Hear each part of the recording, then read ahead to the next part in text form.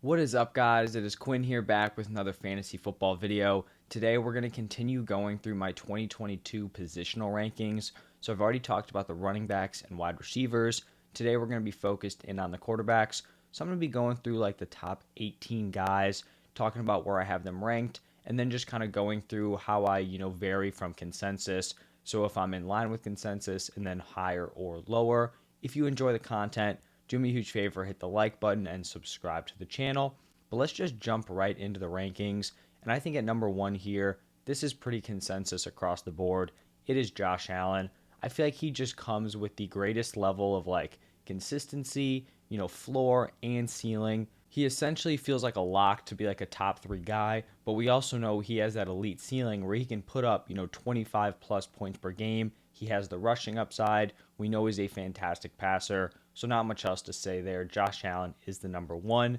At number two, I have Kyler Murray, and this is a theme you're going to see throughout these quarterback rankings. When I'm looking at quarterbacks for fantasy football, I'm really going after ceiling. So I really favor these quarterbacks who are going to produce with their legs. So guys like Kyler, Lamar, Hurts, Trey Lance, players like this, I'm likely to be higher on these players than consensus because I think, the quarterback position is so deep. I'm willing to take some swings on these like elite upside players, and I do believe Kyler is one of those guys. We know he has the rushing ability, but he also is surrounded by some pretty solid weapons heading into 2022. We know DeAndre Hopkins has a 6-game suspension, but they bring in Marquise Brown. You still have Rondell Moore, AJ Green, Zach Ertz at tight end. So this is actually a pretty well-rounded offense. He's been really solid the last few years, just got that big extension, so he'll be ready to go by week one. So I do like Kyler here.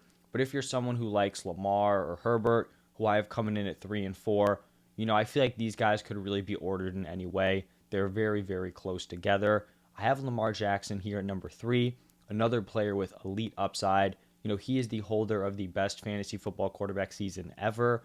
The weapons kind of lacking. He has Mark Andrews there. It looks like Rashad Bateman's going to be the wide receiver one, but I kind of feel like this could play to Lamar's advantage. Last year, we saw the Ravens go much more pass heavy. I think that had a lot to do with their defense struggling. Also, you had the injuries to the running backs. Both J.K. Dobbins and Gus Edwards went down preseason, so they were forced to be much more run heavy, which I just do not think plays to Lamar Jackson's strength. So this year, I think they'll go back to the run more. He'll probably, or the Ravens as an offense, will be around like that 30 pass per game number, which is kind of in between like their 2019 and their 2020. So when Lamar is able to throw the ball like around 30 times a game, be super efficient, he's obviously going to have the rushing upside. I think we could see a big year from Lamar. At number 4, I have Justin Herbert. And I feel like Herbert probably has more like year-to-year consistency than a player like Kyler or Lamar. I do think he just lacks like that elite upside because he's kind of what I would call a player who's like that second tier of rushing quarterback. He can give you, 300 to 400 rushing yards, 3, 4, 5 rushing touchdowns, but he's not going to give you like that 600 plus that a guy like Josh Allen, Kyler, Lamar, Jalen Hurts, Trey Lance, like those players can give you. So I think he's probably the safer option with a little bit less upside. So I'm one spot lower on him than consensus, but I'm still a big Justin Herbert fan, and it's totally possible like he just goes nuclear as a passer this season. Like Justin Herbert has one or two like massive MVP seasons in him, and this could totally be the year here in 2022. Now at number 5, I have Jalen Hurts. I am pretty high on Jalen Hurts this season after being pretty low on him last year, and I just don't really understand how we saw what he did last year. His first year as a starter was like a locked-in mid-tier QB1 on a points per game basis with basically nothing going on around him. Like this offense was not good. His weapons were not there. He had Devonta Smith and then just nothing at the wide receiver position. Now he has a full year of experience. He's going to be the guy locked in, and they bring in A.J. Brown. That is a massive upgrade for Jalen Hurts. We know he can get it done on the ground, and I feel like people kind of struggle to separate real-life NFL and fantasy football. Like last year, Jalen Hurts was not a good real-life NFL quarterback, but he was very solid for fantasy. He could be like the 20th best starting quarterback in the NFL this season and be like the QB3 or QB4 in points per game. So we're seeing Jalen Hurts go like pretty significantly after guys like Herbert, even Mahomes, And so I think, he is a great value in fantasy drafts. He's someone who has that elite upside, but you're not having to pay up this massive price for him. Now at number 6, I have Patrick Mahomes, and he is the first player I'm like much lower on than consensus. And I'm not like totally anti Patrick Mahomes. I just think he falls into like the Justin Herbert tier of like rushing upside, where like he's not going to go out rush for 600 yards in a season. What he's going to do is just tear it up with his arm. And I think, he's going to be very solid. But the issue is you lose Tyreek Hill. This wide receiver room is wide open. Is it Juju? Is it Sky Moore? Is it MVS? I just think the weapons are lacking there. So, in the seasons where Patrick Mahomes has been the QB1, he has just gone nuclear as a passer, put up like insane numbers. And if that's like the ceiling for him, I just don't see how he's going to reach like that elite QB upside with the weapons he has around him right now. So I'm not way off of Patrick Mahomes, but I don't know if I'm going to have a single share of him because he's going like third, fourth round, and I'm just not going to be willing to pay that price for Mahomes. Now, here at number 7, this ranking may be a little bit surprising to a lot of people, but I have Trey Lance. I am firmly in on Trey Lance. I kind of missed out on Jalen Hurts last year. I'm not going to be missing out on that player again. So Trey Lance here, I have 6 spots ahead of consensus, and I just think he is going to be the starter. Some people are still holding on to this Jimmy G thing. They have now given him permission to like go find a trade. Trey Lance is going to be the guy. And you look at what Jalen Hurts did last year. Didn't perform that well as a quarterback, had nothing going on around him. Then you look at what's going on around Trey Lance. Fantastic weapons, Deebo Samuel, George Kittle, Brandon Ayuk, a really strong offensive line, and then also just a great coaching staff. Kyle Shanahan as the head coach, great offensive mind. I think Trey Lance can come in and have a fantasy ceiling from week 1. We saw in the games that he did play last year, they used him a ton as a rusher. So really everything is just pointing to Trey Lance being like this fantasy football stud. Obviously there's the uncertainty that like we just straight up haven't seen him play. You're taking him over more proven guys like Russ, Burrow, Stafford, Brady, Prescott. But I'm willing to take that swing because I think he has a ceiling that these other players cannot get to. And the good thing is, you're not going to have to draft him as QB7 in most leagues. Because, like in more casual leagues, he's going like outside the top 12 quarterbacks, which I think is absurd. But you're likely going to be getting him at a major value here, where I would view him as the QB7. At quarterback 8, I have Russell Wilson. And I kind of feel like he starts a tier here with like Russ, Burrow, Stafford. You can maybe throw Brady in there also. Where these guys I feel like are all in the same range. Russell Wilson is interesting because we just don't know what's going to be going on with this Broncos offense. He had some clear positives and negatives with the Seahawks. The positives were that, he had really strong weapons around him, Metcalf, Lockett. The issue was the Seahawks never really unleashed him. Like with the Seahawks, they were never a team that was going to be like top tier in terms of passing volume. He could see that this year with the Broncos, but the question is like, are these weapons, close to the Seahawks? I don't think so. People seem to have this idea that he went from like really great weapons with the Seahawks to really great weapons again with the Broncos. And the Broncos weapons can be great, but there are definitely some red flags here with Sutton, Judy, like Alberto, like a lot of unproven pieces in this offense. So I think Russ will be solid. I do think it may take him a year before he can hit like, his true peak with the Broncos, just because it's tough to switch teams and, be the same guy you were from year 1.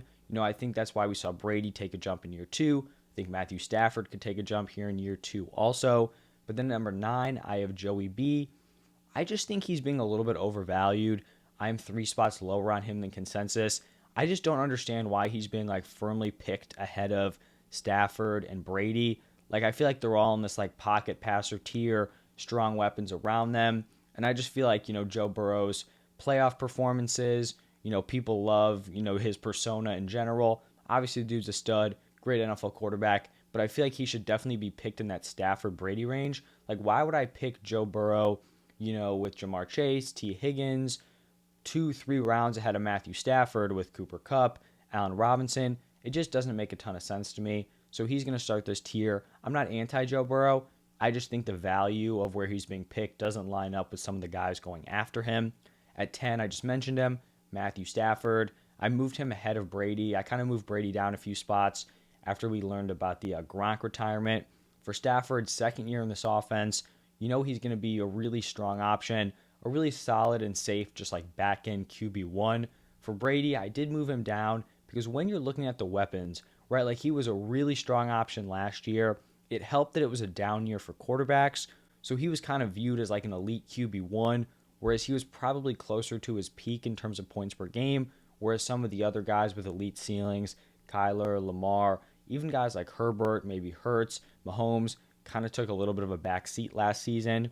But for Brady, the weapons are still going to be strong, with Mike Evans, Chris Godwin coming off the ACL, but it's not going to be the Evans, Godwin, AB, Gronk, just like juggernaut offense that we saw last year. So I think he's fine as like a back end QB1. He's someone I was super in on last year. So this isn't like anti Brady stuff. I mean, I think I literally have a picture. Yeah, right there, him and Gronk. So I'm a big Tom Brady fan. I just think he's been a little bit overdrafted in fantasy this year. And then at number 12, Dak Prescott. Pretty similar reasons here. Like, why would I be taking Prescott over guys like Wilson or Stafford when you're just looking at the weapons? They're really just not comparable. And I don't think Dak is like, maybe even in the same level as a guy like Stafford or Wilson as a player. So he's going to be more of like a fringe QB1, QB2 for me. Now moving on to the final 6 quarterbacks. At 13 and 14, I have Derek Carr and Aaron Rodgers. This one was a tough one to grapple with just because Aaron Rodgers has been locked in as like this really strong fantasy football option. And then Derek Carr has kind of always been like a waiver wire guy, but they kind of have this interesting relationship where Aaron Rodgers loses his clear best weapon to Derek Carr. So just looking at this Packers like, roster, their wide receivers, the tight end position, it's just not a strong unit. So I still think the offense is going to be good, but I don't think this is a situation where Aaron Rodgers is going to repeat his 2020 and 2021 season. I feel like he's going to be more of like a fringe QB1 option, whereas I think Derek Carr could probably see the best year of his career with Devontae Adams coming in. This is a pretty strong offense around him. Offensive line is lacking a little bit, but you still have Waller, Renfro, so I think Derek Carr could take a jump and is going to be like a safe starter in your fantasy football leagues. A guy who's always a safe starter at number 15 is Kirk Cousins. I feel like I don't even need to really mention anything here. Everyone knows why he's here. He's going to finish in this like, back end QB1, high to mid tier QB2 range, and he basically just seems like a lock for that sort of finish. At 16, I have Deshaun Watson. I kind of keep moving him all over the place. Like earlier in the offseason, he was in like that QB12 range because we didn't know about the suspension. Then it seemed like he was going to be out for a year, maybe even longer. At that point, you basically just take him out of your rankings. Now there's some, wiggle room with that suspension apparently. I still think he could get a year, but I feel like we just don't really know what's going on. So if he's on the field, he's like a QB5, QB6, somewhere in that range. So it's just tough to like totally take him out of the rankings.